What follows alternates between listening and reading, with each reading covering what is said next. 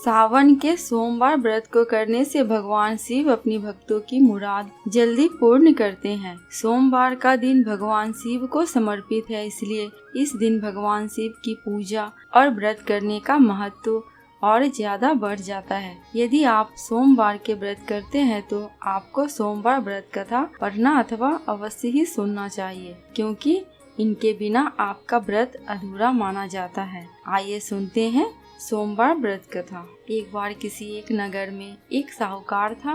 उसके घर में धन की कोई कमी नहीं थी, लेकिन कोई संतान ना होने के कारण वह बहुत दुखी था। संतान प्राप्ति के लिए वह हर सोमवार को व्रत रखता था और पूरी श्रद्धा के साथ शिव मंदिर जाकर भगवान शिव और माता पार्वती की पूजा करता था। उसकी भक्ति देखकर एक दिन माँ पार्वती प्रसन्न होकर भगवान शिव से साहूकार की मनोकामना पूर्ण करने का निवेदन किया। पार्वती जी के आग्रह पर भगवान शिव ने कहा कि हे पार्वती, इस संसार में हर प्राणी को उसके कर्मों का फल अवश्य ही मिलता है और जिसके भाग्य में जो है उसे वो भोगना ही पड़ता है। लेकिन पार्वती जी ने साहूकार की भक्ति देखकर उसकी मनोकामना पूर्ण करने की इच्छा व्यक्त की। माता पार्वती के आग्रह पर शिव जी ने साहूकार को पुत्र प्राप्ति का वरदान तो दे दिया, लेकिन उन्होंने बताया कि यह बालक 12 वर्ष तक ही जीवित रहेगा। माता पार्वती और भगवान शिव की बातचीत को साहूकार सुन रहा था, इसलिए उसे ना तो इस बात की खुशी हुई थी और ना ही दुख। वह पहले की भांति शिव जी की पूजा करता रहा। कुछ समय बाद साहूकार की पत्नी ने एक पुत्र को जन्म दिया। जब वह बालक 11 वर्ष का हुआ तो उसे पढ़ने के लिए काशी भेज दिया गया। साहूकार ने पुत्र के मामा को बुलाकर उसे बहुत सारा धन देते हुए कहा कि तुम इस बालक को काशी विद्या प्राप्ति के लिए ले जाओ। तुम लोग रास्ते में यज्ञ कराते जाना और ब्राह्मणों को भोजन दक्षिणा देते हुए जाना। दोनों मामा भांजे इसी तरह यज्ञ कराते और ब्राह्मणों को दान दक्षिणा देते काशी नगरी निकल पड़े। इस दौरान रात में एक नगर पड़ा जहाँ नगर के राजा की कन्या का विवाह था, लेकिन जिस राजकुमार से उसका विवाह होने वाला था वह एक आँख से काना था।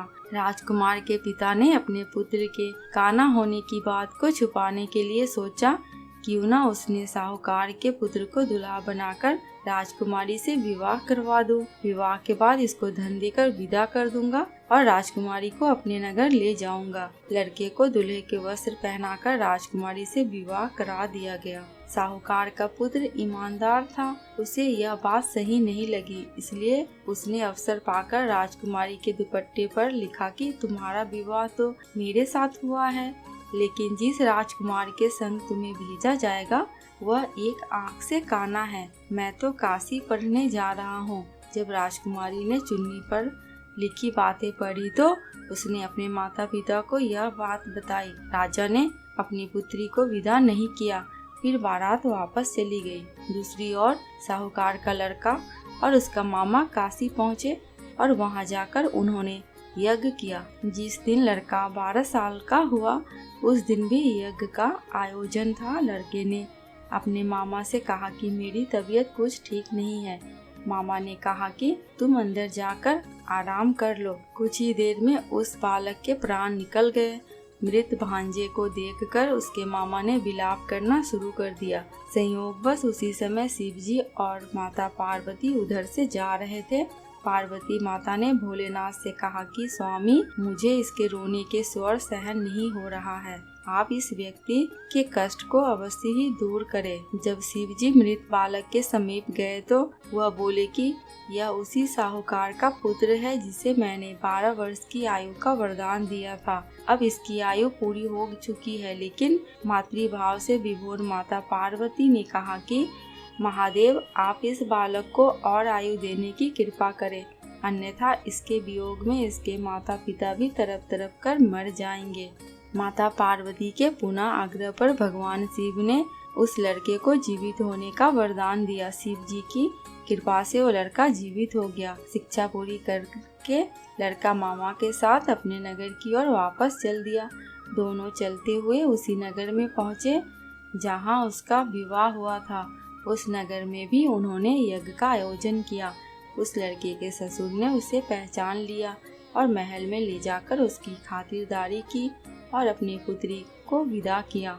इधर साहूकार और उसकी पत्नी भूखे प्यासे रहकर बेटे की प्रतीक्षा कर रहे थे। उन्होंने प्रण कर रखा था कि यदि उन्हें अपने बेटे की मृत्यु का समाचार मिला तो वह भी प्राण त्याग देंगे, परंतु अपने बेटे के जीवित होने का समाचार पाकर वह बेहद प्रसन्न हुए। उसी रात भगवान शिव ने साहूकार के स्वप्न में आकर कहा कि मैंने तेरे सोमवार के व्रत करने का व्रत कथा सुनने से प्रसन्न होकर तेरे पुत्र को लंबी आयु प्रदान की है। इसी प्रकार जो कोई सोमवार का व्रत करता है या कथा सुनता अथवा पढ़ता है उसके सभी दुख दूर होते हैं और सभी मनोकामनाएं पूर्ण होती है। दोस्तों, कमेंट बॉक्स में भगवान शिव एवं माता पार्वती की जयकारा लगाना बिल्कुल भी मत भूलना। आपको मेरे चैनल पे व्रत त्योहारों की जानकारियाँ एवं उनसे जुड़ी कथा कहानियाँ मिलती रहेंगी। अगर आपको ये वीडियो थोड़ी सी भी अच्छी लगी हो तो प्लीज़ मेरे चैनल को सब्सक्राइब करके मेरे वीडियो को लाइक एंड शेयर कर देना। अंत तक वीडियो में बने रहने के लिए आपका दिल से बहुत बहुत शुक्रिया।